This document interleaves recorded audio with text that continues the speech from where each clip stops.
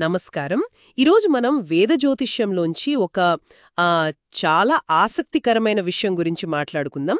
అదేంటంటే పంచాంగంలోని తిథి అంటే ఈ చాంద్రమాన రోజు మన సంబంధాలపై ఎలాంటి ప్రభావం చూపుతుంది. చాలామంది దీన్ని కేవలం క్యాలెండర్లో ఒక రోజు అనుకుంటారు కదా. కానీ మా దగ్గరున్న కొన్ని సోర్సెస్ ప్రకారం ఇది మన భావోద్వేగాలు, మన కర్మలు, ఇంకా మన బంధాలను కూడా ప్రభావితం చేసే ఒక శక్తివంతమైన అంశం అన్నమాట. సరే, ఇందులోంచి మనం ఏం నేర్చుకోవచ్చో కాస్త లోతుగా చూద్దాం. నిజమేనండి. పంచాంగమంటే కేవలం శుభ సమయాలు చూసుకోవడానికి మాత్రమే కాదు. ఇది చాలా లోతైన విషయం. ఇది వేదాంగ జ్యోతిష్యంలో ఒక భాగం. అంటే వేదాల సహాయక శాస్త్రాల్లో ఒకటన్నమాట. ఇది గ్రహాలు, నక్షత్రాల కన్నా కూడా సూక్ష్మ స్థాయిలో పనిచేస్తుంది. ముఖ్యంగా తిథి పంచభూతాల్లో ఒకటైన జలతత్వం అంటే నీటి మూలకంతో ముడిపడి ఉంటుంది. ఓ, నీటి తత్వంతోనా? అవును, ఇక్కడే అసలు విషయం ఉంది. ఇది మన ఎమోషన్స్, మన కోరికలు, ప్రేమ, సున్నితత్వం, చివరికి మన శరీరంలోని నీటి శాతాన్ని కూడా ప్రభావితం చేస్తుంది.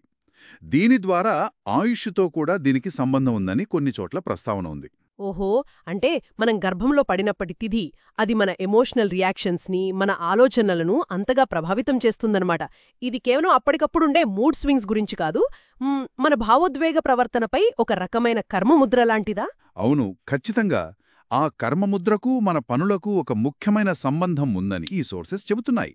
అదేంటంటే స్త్రీల పట్ల మనం చూపే గౌరవం, మన భావోద్వేగ స్వచ్ఛత, ఆరోగ్యకరమైన కోరికలు, సంబంధాలలో సామరస్యం, ఇవన్నీ కూడా స్త్రీలను గౌరవించడంపై ఆధారపడి ఉంటాయట. ఆసక్తికరంగా ఉంది. అవును, ఈ గౌరవాన్ని ఎప్పుడైతే మనం ద్రోహం చేయడం ద్వారానో, భావోద్వేగ హింస ద్వారానో, లేదా పవిత్రమైన బంధాలను విడగొట్టడం వంటి వాటి ద్వారా ఉల్లంఘిస్తామో అప్పుడు తిథిదోషం అనేది ఏర్పడుతుంది. ఇది ఒక రకమైన జ్యోతిష్యపరమైన లోపం అనుకోవచ్చు. దీనివల్ల తీవ్రమైన కర్మ పరిణామాలు, ఎమోషనల్ ఇన్స్టెబిలిటీ, ఇంకా తరువాటి జన్మల్లో కూడా సంబంధాలలో ఇబ్బందులు ఎదురవుతాయని సోర్సెస్లో ఉంది. అబో, ఇది చాలా లోతైన విషయంలా ఉందే. మరి పౌర్ణమి, అమావాస్య లాంటి ప్రత్యేక తిథుల గురించి కూడా ఏమైనా ఉందా ఇందులో? వాటికేమైనా స్పెషల్ మీనింగ్స్ ఉన్నాయా? తప్పకుండా ఉన్నాయి. పౌర్ణమిని సాధారణంగా మానసిక స్పష్టతకు, జ్ఞానోదయానికి ఒక సూచనగా చూస్తారు. అదే అమావాస్య అయితే దాన్ని శుద్ధికి, పునర్జన్మకు, అంటే ఒక ఫ్రెష్ స్టార్ట్ లాంటిదనమాట. ఇంకా గర్భధారణకు కూడా అవకాశమున్న సమయంగా పరిగణిస్తారు. అంటే ఈ రెండూ కూడా మన జీవితంలో మార్పులకు ముఖ్యమైన ద్వారాలుగా పనిచేస్తాయని చెప్పవచ్చు. ఈ భావోద్వేగ అసమతుల్యత వెనుక అంటే ఎందుకిలా జరుగుతుంది అనడానికి ఏదైనా పురాణపరమైన వివరణగాని ఉందా? ఉందండి. ఒక ఆసక్తికరమైన పురాణ రూపకం ఉంది దీనికి. సోముడు అంటే చంద్రుడు, బృహస్పతి దేవగురువు కదా, ఆయన భార్య అయిన తారను అపహరిస్తాడు. వారి కలయిక వల్ల బుధుడు అంటే మర్క్యురీ జన్మిస్తాడు. ఇతను ఎవరు? గందరగోళం, అసమతుల్యతల నుంచి పుట్టిన సంతానానికి ప్రతీక అన్నమాట. ఓకే.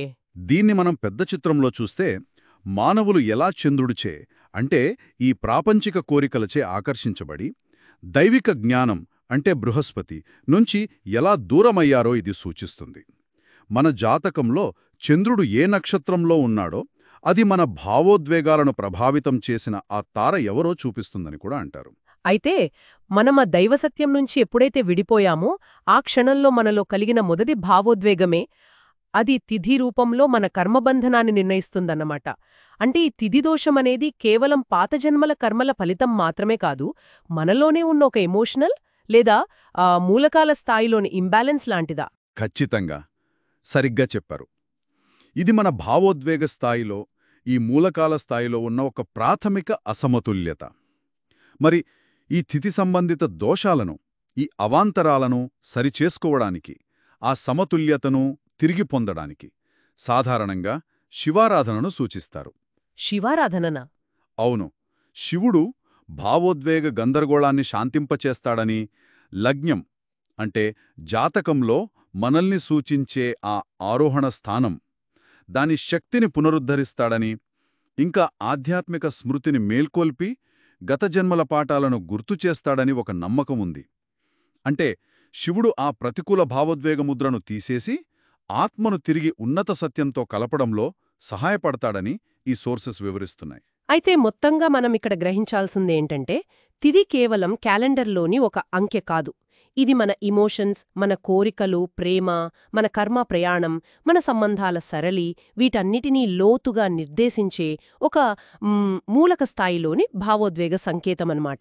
అండి, ఈ అవగాహన, ముఖ్యంగా భావోద్వేగ సమగ్రతను కాపాడుకోవటం, స్త్రీతత్వం పట్ల గౌరవం చూపించటం, వీటి ద్వారా మనల్ని మనం బాగుచేసుకోవటానికి, ఆత్మజ్ఞానానికి ఇది దారితీస్తోంది.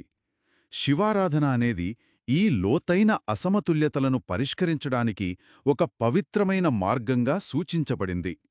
చివరగా అందరూ ఆలోచించాల్సిన విషయమేంటంటే, పూర్తి జ్యోతిష్య విశ్లేషణ లేకపోయినా సరే మన సొంత జన్మతిథిని తెలుసుకోవటం వల్ల మన వ్యక్తిగత భావోద్వేగ నమూనాలు లేదా మన సంబంధాల డైనమిక్స్ గురించి ఏదైనా అంతర్దృష్టి లభించే అవకాశం ఉందంటారా? దాని గురించి ఆలోచించాలి.